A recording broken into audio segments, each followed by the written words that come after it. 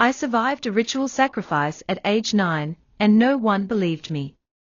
I was 9 years old when my uncle said he was taking me to the village for the weekend. He told my mother it was a family tradition that all the children in the family did it. She hesitated, but he was her older brother, respected by everyone, and I begged to go. I wanted to see the village. I wanted to ride on the dusty roads and chase goats. But what waited for me there was not a tradition. It was a nightmare. We arrived late in the evening. The compound was eerily quiet. No children playing, no women cooking. Just old men sitting under a tree, whispering in a language I didn't know. That night, they gave me a strange meal. Bitter. Hot. It made my stomach hurt. Then they led me to a small room lit with candles. The air smelled of blood and smoke. They tied my hands. I screamed. My uncle slapped me and said, "It is your destiny."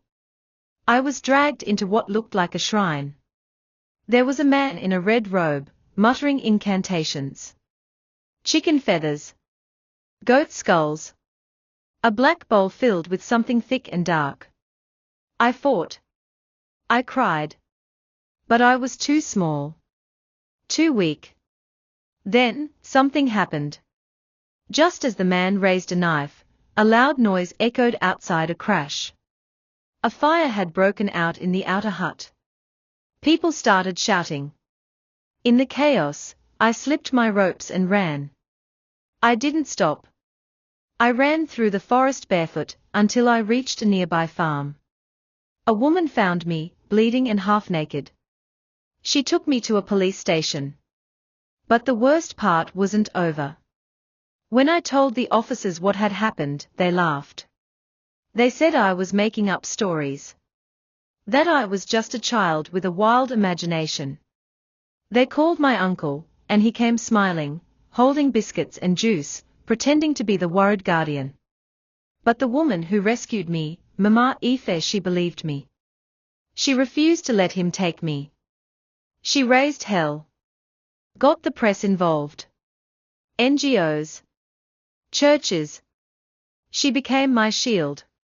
Eventually, a deeper investigation began. The police searched the compound and found bones. Chains. Ritual tools. It was real. Everything I said was real. My uncle was arrested along with 3 others. It turns out, they had been sacrificing orphans, street kids for over a decade. I was supposed to be the next. I could have been a body in that bush. A name never spoken again. But somehow, I escaped. Today, I work with rescued children. I go back to that village every year, not in fear, but in defiance. Because I was supposed to die at age 9.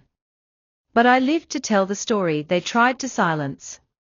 Share your thoughts in the comment section. If this story touches you, don't just screw,